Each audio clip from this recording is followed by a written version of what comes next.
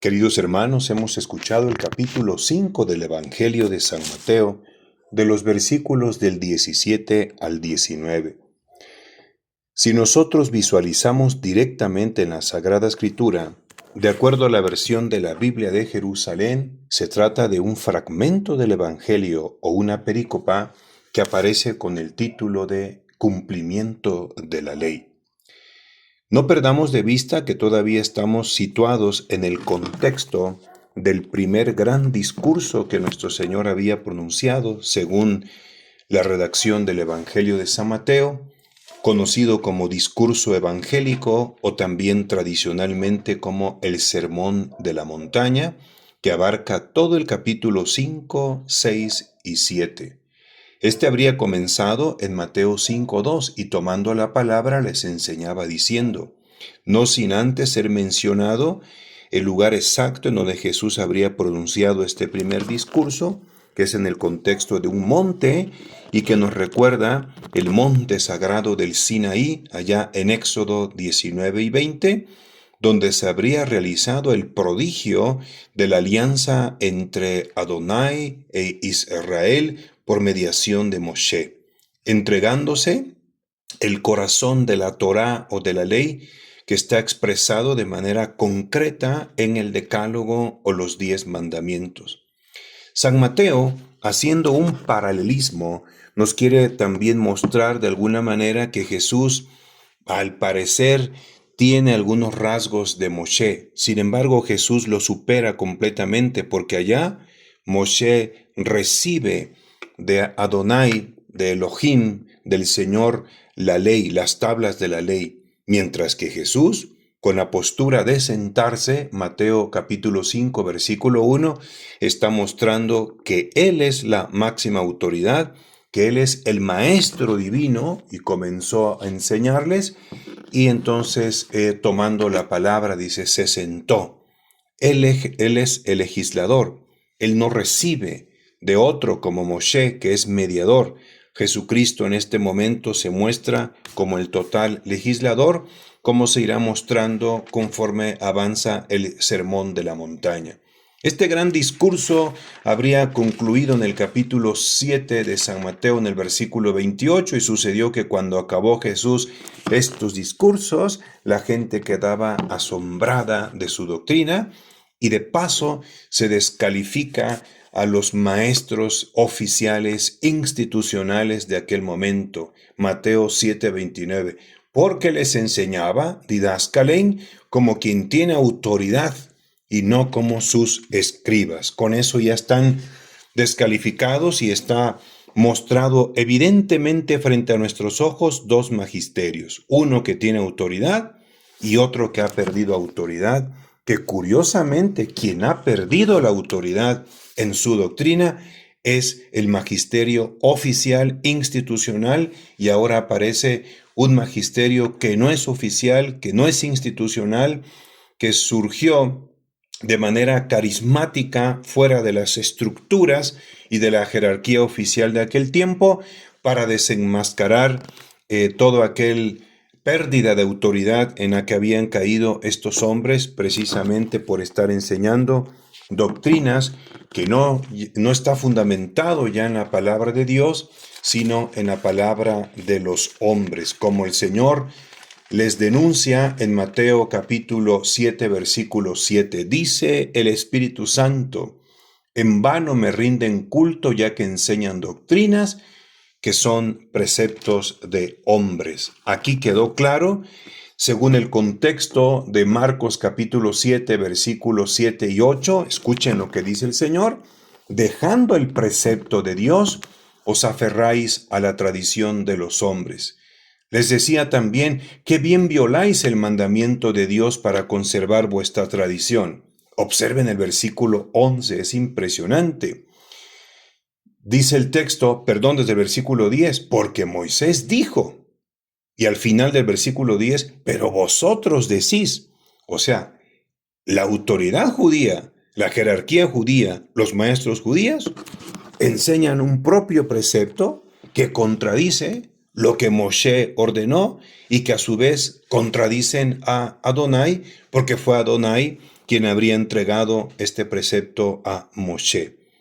Y curiosamente, de acuerdo al texto que hemos escuchado el día de hoy, quienes acusan a nuestro Señor de violar la ley, de quebrantar los preceptos divinos y de enseñar cosas que no son de Dios, curiosamente, como hemos dicho, es la propia jerarquía institucional oficial que, abusando de la autoridad en la que ellos se encuentran, porque están sentados en la cátedra de Moisés, o sea, una institución divina, pero por la crítica que le hace el Señor, se da a entender que o la están utilizando muy mal o son verdaderos impostores religiosos. Mateo capítulo 23, versículo 2, en la cátedra de Moisés se han sentado los escribas y fariseos. Haced pues y observad todo lo que os digan, pero no imiten su conducta, porque dicen y no hacen. Y comienza después la gran crítica que te demuestra cuando Jesús desenmascara que son impostores, que están allí ocupando, usurpando ese lugar de autoridad divina heredada de Moisés, pero con fines completamente contrarios al proyecto de Dios. Pueden verificarlo en Mateo capítulo 23, versículo del 13 hasta ese versículo 39. Es maravilloso esa crítica de nuestro Señor a la jerarquía judía representada por los escribas y los fariseos. Ellos son los que acusaron formal o institucional, oficialmente, que Jesús violaba la ley. Lo podemos percibir en el eco que encontramos en el trasfondo con el que Jesús inicia este fragmento del Evangelio o perícopa que hemos escuchado hoy, de acuerdo a Mateo capítulo 5, versículo 17, dice la palabra de Dios: no penséis que he venido a abolir la ley y los profetas. No penséis que he venido a abolir la ley y los profetas. No he venido a abolir, sino a dar cumplimiento. Ahí parece que se está defendiendo el Señor de una acusación oficial de manera implícita y que podemos encontrar a lo largo de los evangelios. La autoridad y la jerarquía judía, la sinagoga judía, ha decretado oficialmente que estamos parados ante una persona que no es de Dios, que al no ser de Dios por no obedecer la ley, es francamente un pecador. Y no solamente un pecador, sino incluso que está al servicio del mismo demonio. ¿Cuál es el argumento? El argumento de fondo es que Jesús no respeta la ley. Y vamos a descubrirlo de una manera muy clara en el Evangelio de San Juan. Basta que citemos dos citas, una donde se declara la pena de muerte en contra de Jesús y la causa. Juan capítulo 5, versículo 18, dice la palabra de Dios: por eso los judíos trataban con mayor empeño de matarle, porque no solo quebrantaba el Shabbat, la ley del descanso, sino que llamaba a Dios su propio Padre, haciéndose a sí mismo igual a Dios. Es decir, aquí hay dos quebrantamientos de la ley del Shabbat y la ley que hace que prohíbe que un ser humano se compare a Dios, y eso es lo que se conoce como una blasfemia. Es decir, la idolatría, alguien que quiera usurpar, ocupar el lugar mismo de Dios. Esta es la acusación aquí contra de Jesús de Nazaret.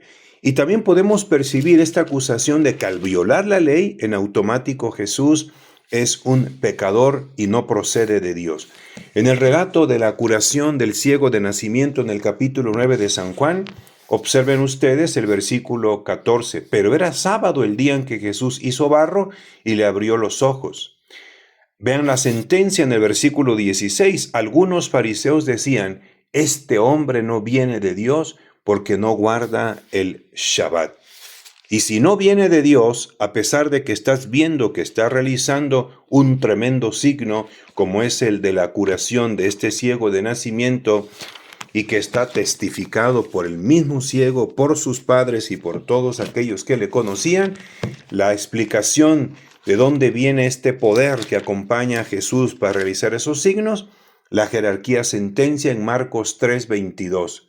Los escribas que habían bajado de Jerusalén decían: está poseído por Belzebul, y por el príncipe de los demonios expulsa a los demonios.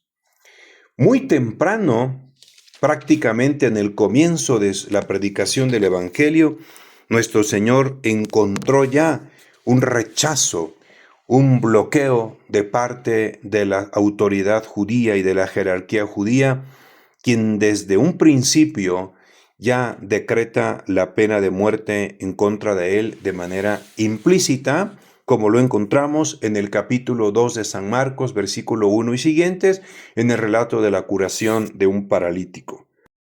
En ese contexto de la curación del paralítico, Marcos capítulo 2, versículo del 1 al 12, en cuanto Jesús vio a aquel paralítico que estaba frente a él, curiosa la astucia de aquellos hombres que lo hacen descender del techo, justo donde estaba el Señor. Marcos capítulo 2, versículo 5, viendo Jesús la fe de aquellos, dice al paralítico: hijo, tus pecados te son perdonados. Versículo 6, estaban allí sentados algunos escribas que pensaban en sus corazones: ¿por qué este habla así? Está blasfemando. Ahí está ya implícitamente la pena de muerte. ¿Por qué es la blasfemia? Vean el argumento teológico. ¿Quién puede perdonar pecados sino Dios solo? Ese es el argumento teológico. Solo Dios puede perdonar pecados. Nuestro Señor entonces está violando el precepto más grande de la ley. Solo hay un único Señor, y ellos en su mente, para ellos es imposible que ese Señor ahora esté dentro de la naturaleza humana.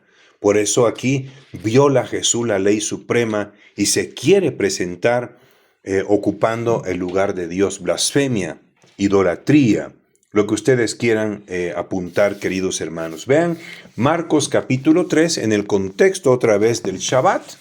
Jesús realiza una curación de aquel hombre de la mano seca, Marcos 3, 5. Entonces, mirándoles con ira, un detalle psicológico muy interesante puntualizado por San Marcos, dice al hombre, miró con ira a los que estaban allí en ese momento, a la jerarquía. Extiende la mano, le dijo al hombre. Él la extendió y quedó restablecida su mano. En cuanto salieron los fariseos, se confabularon con los herodianos contra él para ver cómo eliminarle. Entonces, podemos concluir que hubo una acusación constante, formal, de que Jesús no era un hombre de Dios, era un pecador, estaba al servicio de Satanás porque quebrantaba la ley. Esa es la acusación. Y encontramos el punto de tensión en donde Jesús los acusa a ellos precisamente de eso que ellos acusan a Jesús. Recordemos Marcos capítulo 7, versículo 7 hasta el versículo 13. En vano me rinden culto, ya que enseñan doctrinas que son preceptos de hombres. Curiosamente, el que está violando la ley, pero porque está sentado en el lugar de la jerarquía institucional oficial, abusando de ese contexto en el que se encuentra, él viola la ley y acusa a los otros de no estar en sintonía con la ley. En realidad, ¿de qué están acusando a Jesús? La jerarquía judía de aquel tiempo acusó a Jesús no de estar quebrantando la ley, sino quebrantando, desenmascarando la interpretación de la ley que ellos habían hecho, que era una interpretación que se alejaba tremendamente de Dios y tenía conclusiones que eran argumentaciones humanas y ya no tenían la verdad y el espíritu de lo que Dios había revelado a Moisés. Entonces, nuestro Señor no está en plena sintonía con esa interpretación de la ley. Pero nuestro Señor tiene su propia interpretación de la ley, y cuando Jesús interpreta la ley, su misión está en plena sintonía con lo que la ley, con lo que los profetas habían escrito inspirados por Dios. Es por eso que el Señor se defiende aquí. Implícitamente está contenido en Mateo 5:17, no penséis que he venido a abolir la ley y los profetas, No he venido a abolir, sino a dar cumplimiento. Es decir, la misión y la vocación de nuestro Señor está en plena sintonía con lo revelado por Dios en la ley y los profetas. Vamos a mostrar un ejemplo bíblico. En el capítulo 24 de San Lucas, encontramos allí en los discípulos de Maús dos interpretaciones, dos hermenéuticas en torno a la Torá y a los Neviim, es decir, a lo escrito en la ley y en los profetas, y que estos dos discípulos de Maús habrían recibido una formación, sí, religiosa, pero una formación religiosa que no estaba en fidelidad, en sintonía con lo que el Espíritu Santo había revelado a través de Moshe y de los profetas en la ley y en los escritos de los profetas. Por eso el resucitado tuvo que darles una catequesis, una correcta interpretación para demostrar que toda la vida del Señor, cada detalle que él vivió, había sido revelado por el Espíritu Santo y su vida no puede contradecir lo que ya el mismo Espíritu Santo había revelado en las Santas Escrituras. Pero estos hombres tenían en la cabeza una hermenéutica, una interpretación aparentemente basado en la ley y los profetas, pero una interpretación completamente humana que no era la interpretación del Espíritu Santo. Por eso es que la resistencia de ellos a aceptar los acontecimientos que tuvieron que suceder al siervo del Señor, al Mesías de Dios. Y Jesús, en un tono de rigor, les llama tremendamente la atención el Cristo Pascual. En Lucas capítulo 24, versículo 25, Él les dijo: «Oh insensatos y tardos de corazón, para creer todo lo que dijeron los profetas». ¿No era necesario que el Cristo padeciera eso y entrara así en su gloria? Por favor, atención, punto clave, abran el corazón. Lucas 24, 27, y empezando por Moisés, la Torá, los 5 primeros libros, y continuando por todos los profetas, los Neviim, profetas anteriores, profetas posteriores, y entre los profetas posteriores se divide en profetas mayores y profetas menores. Pues le dio tiempo para que pasara por todo el Antiguo Testamento y les hizo una relectura, reinterpretación correcta de la ley. Y dice el texto: y empezando por Moisés y continuando por todos los profetas, les explicó lo que había sobre él en todas las escrituras. Vamos a decir, les dio una verdadera clase bíblica de la Torá y de Neviim, de la ley y los profetas, acerca de una cristología correcta, mientras que ellos tenían en la mente una cristología completamente incorrecta. Jesús entonces no estuvo nunca en contra de la ley, estuvo en contra de una interpretación incorrecta de la ley, por lo cual esta interpretación incorrecta, no errónea, sino malintencionada, es decir, bien pensada por estos personajes que habían asumido la autoridad religiosa previo al contexto de la manifestación del Señor, y por eso el Señor con justa razón los acusa en Juan capítulo 10, en ese versículo 7 y 8. En verdad os digo, yo soy la puerta de las ovejas. Todos los que han venido delante de mí son ladrones y salteadores, pero las ovejas no las escucharon. Ahora comprendemos por qué el Señor se está defendiendo, porque descubrimos en el texto un choque.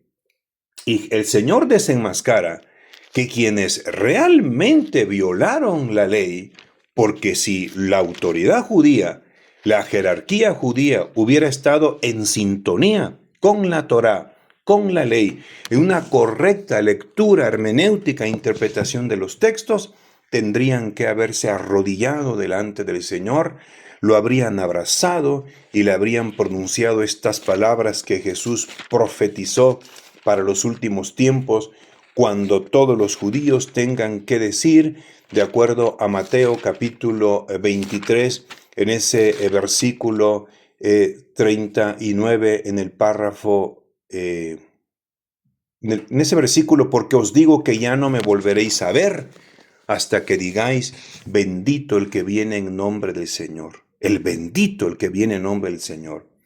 Y no con aquella actitud terrible de la máxima autoridad judía, quien lo tuvo enfrente de él y que el Señor dio testimonio valiente cuando le preguntó si él era el Cristo, el Hijo del bendito, Marcos 14:61, a la pregunta que Jesús respondió en Marcos 14:62. Dijo Jesús, sí, yo soy, y veréis al Hijo del Hombre sentado a la diestra del Padre y venir entre las nubes del cielo. El sumo sacerdote se rasga las túnicas y dice, ¿qué necesidad tenemos ya de testigo? Habéis oído la blasfemia. ¿Qué os parece? Todos juzgaron que era reo de muerte. Ahí el sumo sacerdote, el máximo representante de la tradición judía, de la sinagoga judía, de la casa de Dios, de la viña del Señor, teniendo toda la Torá y la ley y el conocimiento de Dios, curiosamente se fue por otro camino al rechazar al enviado del Padre. ¿Por qué? Porque él tenía una intencionada mala interpretación de la ley. Sabía que había que combatir al Cristo porque estaban al servicio del espíritu del anticristo. Los violadores de la ley eran ellos, pero para quedar bien ante el pueblo, simplemente transformaron esta cuestión acusando ahora al que es justo, al que está en sintonía con la ley de Dios y los profetas en toda su vida, para acusarlo que era el violador de la ley y de lo que Dios había revelado.